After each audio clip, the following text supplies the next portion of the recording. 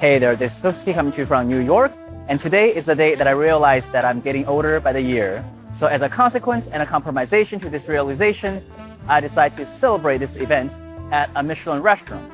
The Michelin restaurant that we're going in question is The Modern. It is one of the 2-star Michelin restaurants in the city, and it is one of my favorite restaurants. My older viewers should be no stranger to this particular restaurant because I've been there 3 times and made 2 videos about it. If you haven't seen those 2 videos, make sure to check them out. I'll put the link down in the description. But for my previous 3 visits, I was visiting their barroom, which is a more casual setting. But tonight, I'll be going to the main dining room to have your full tasting menu experience. I make videos about food, travel, and culture, and in particular, videos of Michelin restaurants. So if you like this type of content and want to see more videos like this one, please like this video and consider subscribing. Now, without further ado, let's get to the restaurant. So here we have arrived at this restaurant. Let's go. It's got a cool entrance, by the way. So finally, I'm sitting inside the dining room of The Modern. This is the first time that I dine at this formal establishment, having the full tasting menu. And before the tasting menu begins, we have a cocktail. This is coconut. Although I don't see any connection with the color in terms of being coconut. It doesn't contain any coconut component. It's a rum-based cocktail, so let's try that. Actually, there is like a slight sweetness that's reminiscent to coconut, but they actually didn't use coconut in there. Oh, there's a bit smoky flavor. There's a bit smoky aftertaste after you sip. Oh, that's interesting. Yeah, that's good.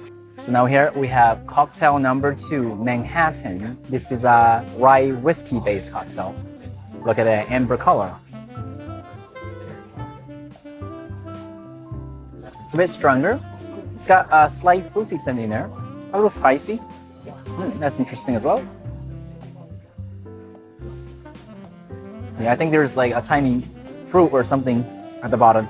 So before we begin the tasting menu, we have a free starter course that's not part of the menu. So this is a cracker on crispy rice. On top, it is called oyster leaf, I believe. Inside, it's king crab. Oh, look at this. Cheers.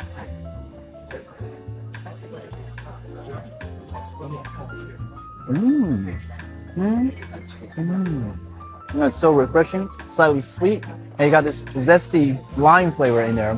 It's very good. And you have this crispy contrast from the crispy rice. All right, so this is the first course, egg on egg on egg. So there are 3 types of eggs in this dish. As you can see, there is an egg yolk, and there is this caviar that is more, I don't remember the name, but it's like closer to Kaluga caviar, which is more creamy. And we have a brioche on top. Look at that, very beautiful. Some onion rings here, some dill. All right, so the way to do it is to mix that with the spoon. Caviar here, and this egg yolk, and some kind of cream, like an egg custard. Oh, that's why, yeah, that's an egg custard. That's why it's an egg on egg on egg. Look at this, oh, that egg yolk. That's a perfectly cooked sous vide type of egg yolk. I was having problems just, oh, okay, never mind. I'm gonna break this. Oh man, luscious. I'm supposed to eat it this way, just to mix everything together and put it in the brioche. Oh my God, look at that luscious brioche. Cheers. It is so creamy, so savory. It is an umami bomb, literally. You got that salty, briny pop from the caviar, the creaminess from both the caviar and the egg yolk, and the sauce. And the flavor is pretty savory and umami. Oh, I love this. It's good. That's why they give me extra brioche for me to finish this. Because they know I'm going to need this.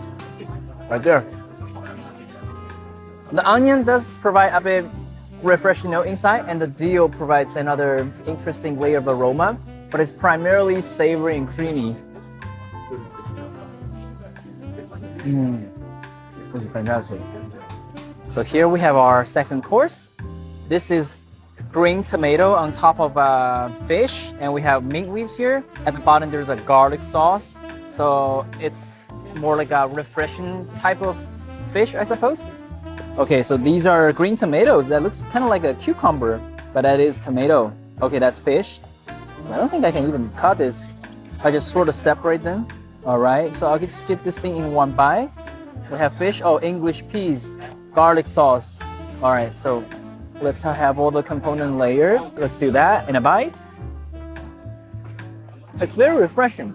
The fish is extremely tender. The cucumber is so crispy and light. It almost feels like cucumber, really. And we have a little bit of a mint, a little bit of English tea, the garlic sauce. It's a refreshing, zesty course. So now we have our third course, calbot. This is a fish with artichoke and gnocchi lying in this emulsion.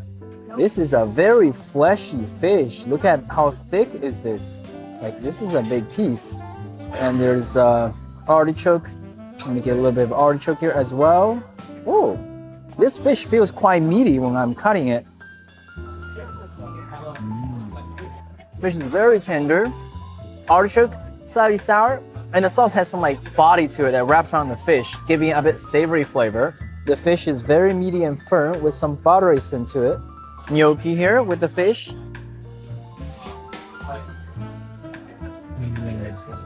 Oh, and the gnocchi is so good. It's so fluffy, so creamy, so light. I think the flavor is sort of like a savory, slightly lemony, zesty flavor. So here we have a bread with Normandy butter. So this serves as a in-between course to fill you up in case you're not full yet. Wow, that's very nice. Look at the dough here. Look at the elasticity. It feels like a focaccia type of thing. And we have the Normandy butter here. Oh, very soft. Very, very soft. I had the butter and bread before from this restaurant multiple times. I know they make very good butter. So for this one, I have a good feeling about this. Just look at that luscious butter spreading on this bread.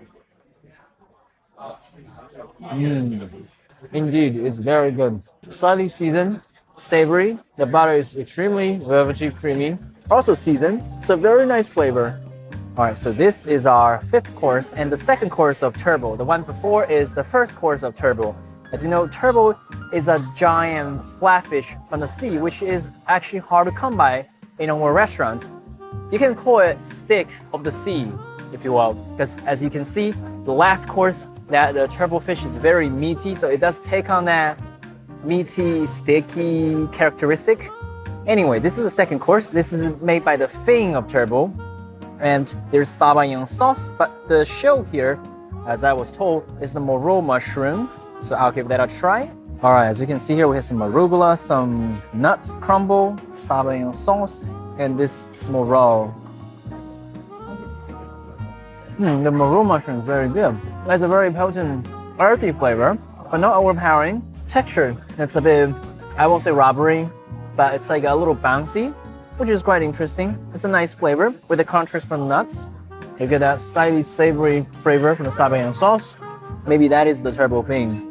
Those are tiny pieces. Tiny pieces of the fin, but still they are meaty though. Tiny but meaty. And I am getting another bread with Normandy butter. Well, because this bread is free, so I'll eat it. I plan to eat so much that I'll crawl out of the door. Oh, that warmth is amazing.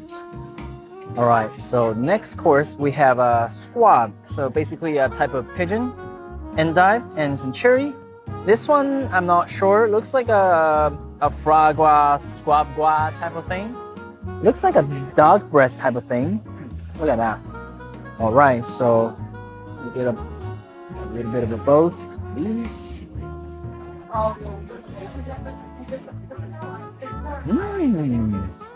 It's very tender for squab, for a pigeon. And also there's no gamey taste at all. It does impart a meaty flavor though. I like this. And also the cherry is quite sweet. It pairs with this type of meat very well. Usually like duck pairs well with this type of sweeter profile. This is not a duck, but it's similar in nature. Plump, juicy, tender. Let me try this. I think that's the liver, seared. Foie gras. Extremely savory and creamy. Nice caramelization. A little bit of fruit soup on top. You can't go wrong with that. Lastly, the endive, which is very tender as well. Some cherry sauce. Slightly sour from maybe some lemon juice. No bitterness. This is good. So here we have our pre-dessert. This is our palate cleanser. As you can see, that's the shaved ice. Some cucumber, cilantro, and green Smith apple at the bottom. All right, so we have this, cucumber. All right, apple, shaved ice, everything. Oh, so refreshing. You got the refreshness from the cucumber, some sweetness from the green apple, a bit zesty lime. At the very bottom, there's almost like a sorbet-like thing. Slightly fruity, slightly sweet, slightly sour. Yeah, you do feel like it's a bit like the Sprite condensed at the bottom, but of course you got the more complex fruity flavor, sweetness and everything. And to pair with the dessert, we have a dessert wine. This is a German Riesling Donghof. I tried a little bit and it was kind of on the sweeter side, which I like. So I'll have this to pair with dessert. It's quite sweet and very smooth, probably due to the higher alcohol content. Some fruity note as well, maybe. But this is quite a sweet Riesling, which I like. All right, so this is the birthday cake for the occasion, because it's our birthday, right? So we have this complimentary tiny little mandarin cake, which is very nice. I'm gonna make a wish.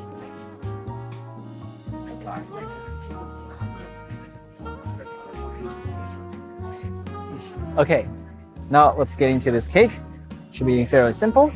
Oh, it's actually very soft. Oh, it's got a mandarin filling in here. That is cool. It's like a cheesecake. Cheesecake with a hint of mandarin orange. Yeah, that's what it is. Also got some jam here. Very nice fruity sweetness to pair with the cheesecake. We have our last dessert, this beautiful ring of rhubarb and a sorbet. So we have some rhubarb and possibly berries with a sorbet. Encased in this tiny ring. I think that even the ring is like eatable.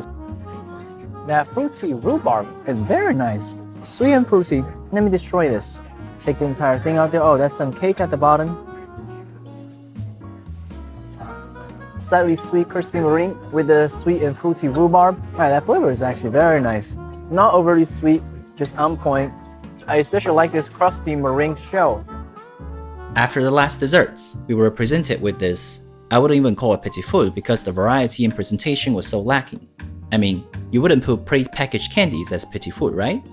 This counted as a freebie at most and fell short for a 2-star Michelin restaurant.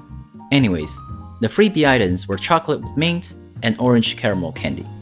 So that wraps up the birthday meal at the Modern. I thoroughly enjoyed it. As for the food itself, it is good, but for a 2-star Michelin restaurant, I was expecting a bit more variety in the menu.